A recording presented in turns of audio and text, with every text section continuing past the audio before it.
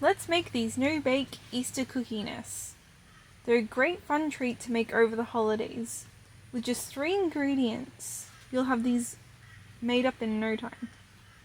Melt together 120 grams of white chocolate, then add 150 grams of Biscoff Spread. Or you could use peanut butter if you like. Now pour 2 cups of fried noodles, or 200 grams worth, and mix together thoroughly. Now place onto a lined baking tray and make 12 nests, placing M&Ms, I use peanut M&Ms, on top.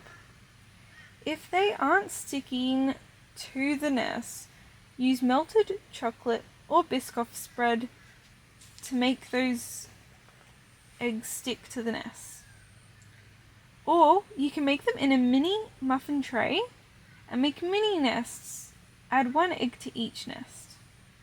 Place in the fridge for 10 minutes to set completely. These are a great gift idea, and I love the mini nests, how they're bite-sized.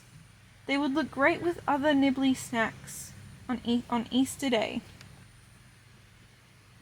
If you like this video, if you want other bite-sized treat ideas, try my s'mores cookie cup recipe.